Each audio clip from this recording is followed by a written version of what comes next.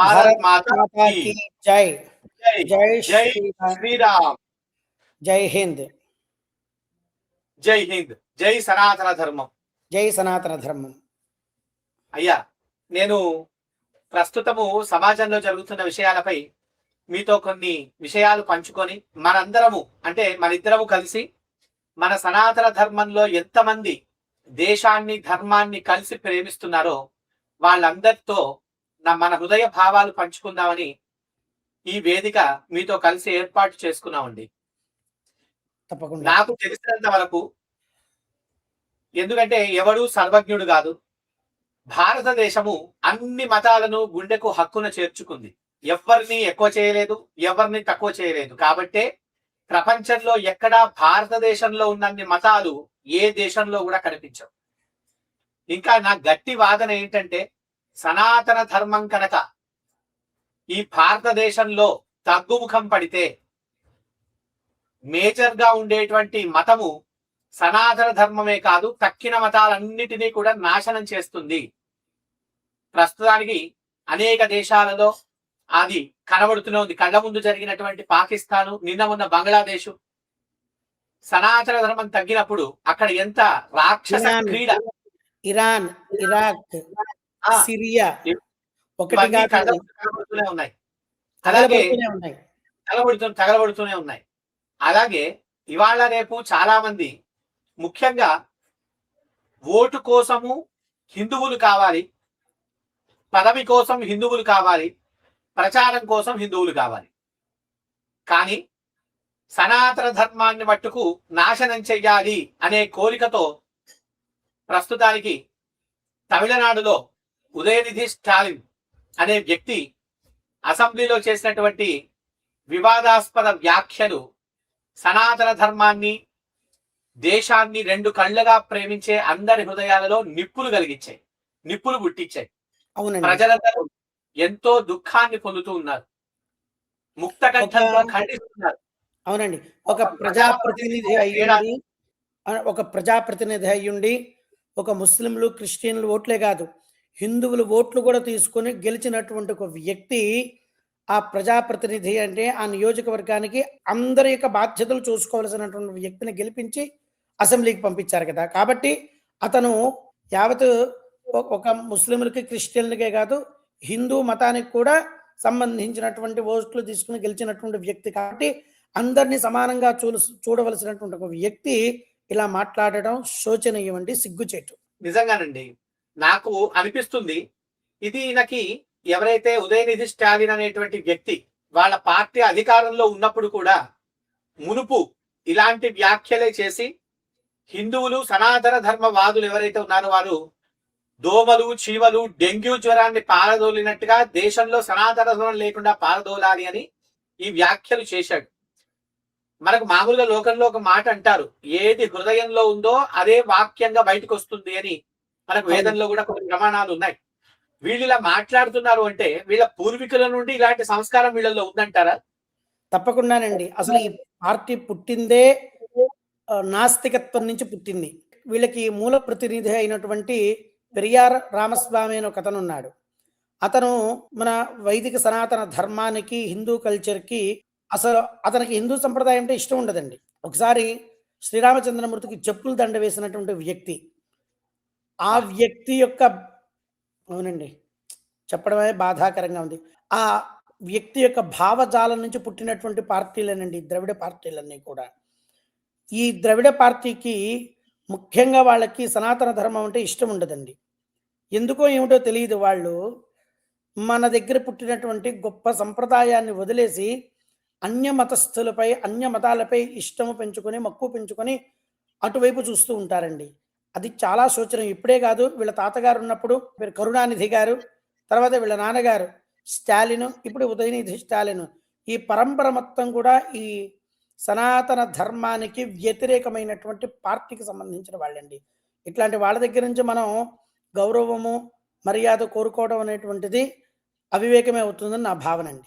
అయితే నిజంగానే మీరు అంటుంటే నాకు అనిపిస్తుంది, వీళ్ళు ప్రధాన పార్టీగా ఉండి రాష్ట్రాన్ని రూల్ చేస్తున్న సందర్భంలో కూడా ఇలాంటి దరిద్రపు గొట్టు మాటలే మాట్లాడి హిందూ ధర్మంలో ఉన్న వాళ్ళ హృదయాలను గాయపరిచారు.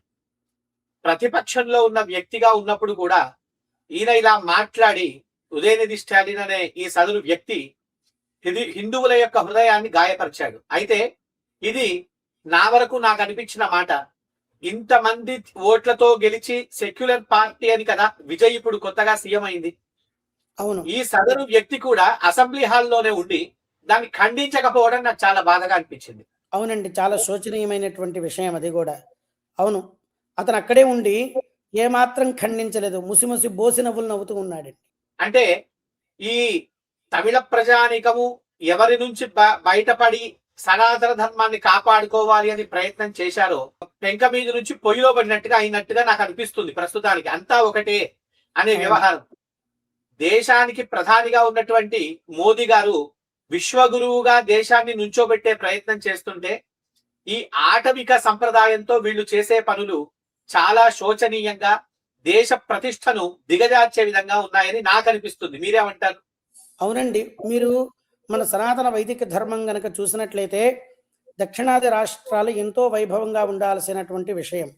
మీరు ఇప్పుడు ఈ ఇష్యూ తమిళనాడులో జరిగింది కాబట్టి తమిళనాడు గురించి మనం చూస్తే చిదంబర క్షేత్రము, తిరువన్నామలై క్షేత్రము, మధుర మీనాక్షి, కంచి కామాక్షి, కన్యాకుమారి, శ్రీరామచంద్రమూర్తి నడయాడినటువంటి ప్రదేశము, తర్వాత రామసేతు కట్టినటువంటి ప్రదేశము, తర్వాత రామేశ్వరంలో శ్రీరాముడు ప్రతిష్ఠించినటువంటి క్షేత్రము, తర్వాత బృహదీశ్వర కోయిలు, మహానుభావులండి. సద్గురు త్యాగరాజస్వామి, ముత్తుస్వామి దీక్షితారు, తర్వాత శ్యామాశాస్త్రి గారు, ఇట్లా సామవేద స్వరూపమైనటువంటి సంగీతాన్ని ప్రధానంగా తీసుకొని భగవంతుని కీర్తించి ముక్తి పొందినటువంటి మహానుభావులు ఎంతో మంది పుట్టినటువంటి ఆ దక్షిణాదిన ఇట్లాంటి చీడ పురుగులు పుట్టి మన సనాతన ధర్మాన్నంతా కూడా నాశనం చేస్తున్నారండి. వీళ్ళకి ఏమాత్రం బతికే హక్కు లేదండి నా దృష్టిలో. అక్కడ నిజంగా నాకు అనిపిస్తుందండి, మొన్న పెహల్గామ్ లో ఏ విధంగానైతే గుర్తునెరిగి ఆ టెర్రరిస్టులు దాడి చేసి చంపారో వాళ్ళు భౌతికంగా దాడి చేస్తున్నారు.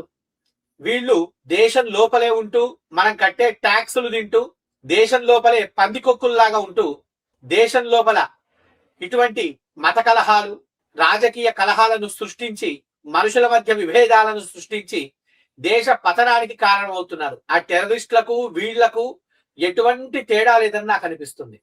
అవునండి. మీరు పెహల్గాం దాడి కనుక చూస్తే నువ్వు ఎవరు, నీ కులం ఏమిటి, నీ మతం ఏమిటి అని చెప్పి వాళ్ళకి అనుమానం వస్తే ఆ ప్యాంటు కూడా విప్పదీసి చూసి అప్పుడు కాల్చారని చెప్పి కూడా మనం చూసామండి. అంత నీచాతి నీచమైనటువంటి ఒడిగట్టినటువంటి వాళ్ళకి ఒత్తాసు పలుకుతూ ఈ దేశాన్ని విచ్ఛిన్నం చేయడానికి వీళ్ళు పూనుకుంటున్నారండి. ఎంత శోచనీయం, చాలా బాధాతప్తం. ఇలాంటి వాళ్ళ మాటలను నా ఉద్దేశ్యంలో ప్రతి హిందువు మనమందరము కలిసి ముక్త కంఠంతో ఖండించి తీరాల్సిందే. ఇప్పటిదాకా ఈ భూమి మీద సనాతన ధర్మం బతికుంటుందో అంతవరకు సస్యశ్యామలంగా దేశం ఉంటుంది. అవునండి. ఇప్పుడు నాకు ఇంకోటి కూడా అనిపించిందండి, వీళ్ళు సనాతన ధర్మాన్ని తుడిచిపెడతాము అంటున్నారు. సనాతన ధర్మము అంటేనే జనన మరణాలు లేనటువంటి శాశ్వతమైన ధర్మము అని అర్థం. అవును. వీళ్ళు మతాలు మార్చి ఇండోనేషియాలో మొత్తం దేశమే ముస్లిం గా మారిపోయింది. అవును. మొత్తము అక్కడ సనాతన ధర్మం తుడిచిపెట్టింది అనుకున్నారు. కానీ నేటికి కూడా అక్కడ ఎయిర్లైన్స్ పేరు గరుడ ఎయిర్లైన్స్. అవునండి. వాళ్ళ పార్లమెంట్ పేరు పార్థసారథి భవన్. అవునండి. ప్రపంచంలోనే పెద్ద ముస్లిం కంట్రీ. అవునండి. ఇలా మనము ఎన్నో దేశాలలో చూస్తూ ఉంటే బాలి అంటే వాలి పేరు మీద కూడా ఉన్నది బాలి అని అక్కడ. అవును, మతాలు మారారే తప్ప వ్యవస్థలో మాత్రం సనాతన ధర్మానికి దూరంగా వాళ్ళు వెళ్ళలేదు. అది ఎక్కడో చోట ఎంతో కొంత కనబడుతూనే ఉంది. ఇది ఎట్లాంటిది అంటే ఎంత బంతిని తొక్కి పెట్టే ప్రయత్నం చేస్తామో నీళ్లలో అంత శక్తితో బయటికి ఎదుగుతుంది. సనాతన ధర్మం ఈశ్వరుడి చేత స్థాపించబడిన ధర్మం. కాలక్రమేణా యుగము వల్ల ఏదైనా కొంత లోపాలు కలగొచ్చేమో, దీన్ని ఎవ్వడూ ఏమీ చేయలేడు. ప్రతి హిందువు దీన్ని గుర్తు పెట్టుకోవాలి. ఎవ్వడూ అధైర్యపడాల్సిన బాధ లేదు, భయం అంతకన్నా లేదు. మనం అందరము కలిసి ముక్త కంఠంతో ఖండిస్తే ఇలాంటి ఉదయనిధి స్టాలిన్లు ఒక్కడు కూడా భూమి మీద పుట్టడు మళ్ళీ. అవునండి. కూకటి వేళ్లతో పెకలించవలసినటువంటి సమయం ఆసన్నమైనది. మనకి విశ్వవిఖ్యాతంగా భారతదేశానికి మన యొక్క త్రివర్ణ పతాకాన్ని రెపరెపలాడిస్తూ విశ్వగురు స్థానంలో నిలబెడుతున్నటువంటి మోడీ గారు ఉండగా మన యొక్క దేశం అగ్రగామిగా నిలుస్తూ ప్రపంచంలోనే చాలా పేరు ప్రఖ్యాతులు గడిస్తూ ముందుకు వెళుతున్నటువంటి సమయంలో విచ్ఛిన్నం చేయటానికి పూనుకుంటున్నారు. కాబట్టి మనందరం ముక్త కంఠంతో ఇటువంటి వాళ్ళని ఖండించి ఇక్కడ కూడా ధర్మస్థాపనం గనక జరిగినట్లయితే ఇటువంటి ఎలుకలు, పందికొక్కులు, రాబందులన్నీ కూడా పారిపోతాయని చెప్పి నాకు అనిపిస్తున్నదండి. వాస్తవం అండి. మీరు అంటుంటే నాకు కూడా అనిపిస్తుంది. ప్రజలు నాయకుడిని ఎంచుకునేటప్పుడు ఎంత జాగ్రత్తగా ఎంచుకోవాలో ఇలాంటి పరిస్థితులు చూస్తే కనబడుతున్నాయి. అవును. ఇప్పుడు నార్త్ ఇండియాలో అక్కడ ఎక్కడైతే ఎన్నికలు జరిగాయో బెంగాల్ మొదలైన చోట కట్టార్ దేశభక్తులు వచ్చారు. యోగి తీసుకోండి, ఎవరైనా తీసుకోండి, అవును. వాళ్ళెవరూ కూడా హిందుత్వాన్నే సపోర్ట్ చేస్తూ తక్కిన మతాలను తొక్కి పడేయట్లేదు. అవును. హిందుత్వానికి ఉన్న గొప్పతనం ఇది. అవును. మోదీ గారు సబ్కా సాత్ సబ్కా వికాస్ అని చెప్పి ఎంతో మందికి దేశాన్ని అభివృద్ధి కోసం ఎంతో ప్రయత్నం చేస్తూ దేశాన్ని ముందుకు తీసుకెళ్లే ప్రయత్నం చేస్తున్నారు.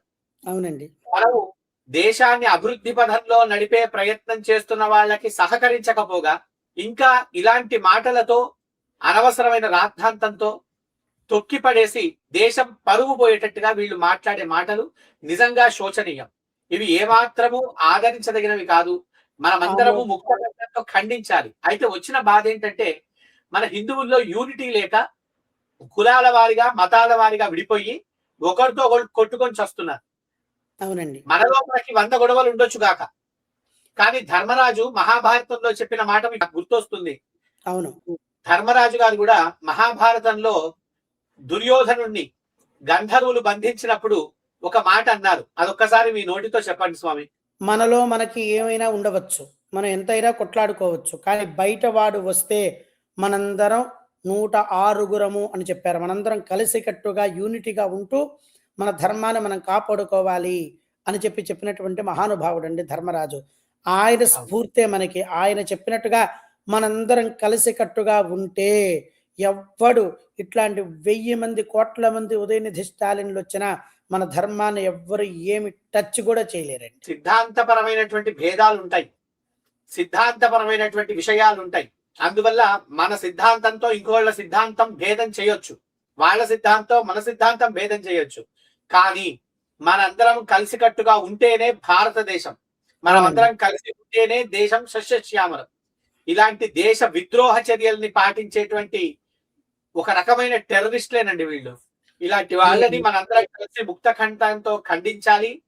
ఇలాంటి ధర్మము సంబంధించి గాని, దేశము సంబంధించి గాని, సంప్రదాయాలకు సంబంధించి గాని మాట్లాడే అనేక కుట్రకోణాలను, కుంభకోణాలను బద్దలు కొట్టాలి. ఇది ఇప్పటికే కాదండి, ఇక మీదట సనాతన ధర్మం విషయంలో, సంప్రదాయాల విషయాల్లో, ఆచారాల విషయంలో, మన హిందూ కల్చర్ విషయంలో ఏ విషయంలో వచ్చినా మనం ఇదే విధంగా ముక్త కంఠంతో ఖండించి ధర్మస్థాపనార్థమై మన వంతు కృషి మనం చేయాలని చెప్పి నేను ఆశిస్తున్నానండి. తప్పకుండా మనందరికీ సనాతన ధర్మ అనునాయులు, ధర్మం అంటే అర్థం చేసుకునేటువంటి దేశభక్తులు మనకు తోడుగా ఉంటారని కూడా నేను ఆశిస్తున్నాను. తప్పకుండా. ఇప్పటిదాకా మాట్లాడే వాళ్ళు కరువై వీళ్ళంతా నాట్యం చేస్తున్నారు. మనమందరము కలిసి ముక్త కంఠంతో ఖండిస్తే ఇలాంటి వాళ్ళు దేశ విద్రోహ చర్యలు చేయడానికి కూడా భయపడతారు. దేశానికి బయట ఉన్న దేశాలతో యుద్ధం కాదు, మన దేశానికి నిజంగా దేశం లోపల ఉన్నటువంటి ఇలాంటి చీడ పురుగులతోనే చాలా పెద్ద బాధ, భయము దాపరించి ఉంది. అవును. కాబట్టి ఇది వేరు లోపల చేరినటువంటి చీడ పురుగు. ఇలాంటి వాటిని మనము ఏరి పడేయకపోతే దేశము విచ్ఛిన్నం అవ్వడం ఖాయం. కాబట్టి ఇలాంటి వాళ్ళకి ఎవరు సపోర్ట్ చేయకూడదు. దయచేసి ధర్మము, దేశము అంటే అందరూ తెలుసుకునే ఉంటున్నారు. ఈ మధ్య చాలా మందిలో ఐక్యమత్యం వస్తున్నది. హిందువులందరూ కలిసిమెలిసి పనిచేస్తున్నారు. మనమందరము కలిసి ఉండాలి. మన యూనిటీ కలిసి ఉంటే కలదు సుఖం అనేది నా ప్రతిపాదన అండి. వసుధైక కుటుంబం అనుకోవాలి. ఇదంతా భారతదేశం ఋషులు, మునులు, పెద్ద పెద్ద మహానుభావుల యొక్క పాత ధూళి చేత నిర్మింపబడినటువంటిది. దీన్ని మనం కలిసికట్టుగా కాపాడుకుందాం. మనకు ఇంకొక విషయం గుర్తొస్తుంది. మనకి దుర్గా సప్తశతిలో అమ్మవారు హుంకారం చేసినట్టుగా అనిపిస్తుంది. అదేవిధంగా మనందరం కూడా జై శ్రీరామ్ అంటూ భారత్ మాతాకి జై అనేటువంటి శబ్ద తరంగాలతోనే పటాపంచలపై పారిపోతారని చెప్పి నాకు అనిపిస్తున్నదండి. వాస్తవం అండి. సిద్ధాంతపరంగా మాట్లాడలేని వాళ్ళు, విషయం లేని వాళ్ళు ఎదుటి వాడిని నిందించడానికి, మాట్లాడే విషయాలలో రంధ్రాన్వేషణ చేయడానికి ప్రయత్నాలు చేస్తారు. కానీ సబ్జెక్ట్ ఉన్నవాడు నిజంగా మాట్లాడాలి అనుకుంటే మనం ఎప్పుడు సిద్ధంగానే ఉంటాం. తప్పకుండానండి. దేశం గురించైనా, ధర్మం గురించైనా ఎప్పుడు మెళుకువతోనే ఉంటాం. జై శ్రీరామ్. జై జై భారత్ శ్రీరామ్. మాతా కీ జై. భారత్ మాతా కీ జై. జై హింద్. అందరికీ నమస్కారం. అందరికీ నమస్కారం.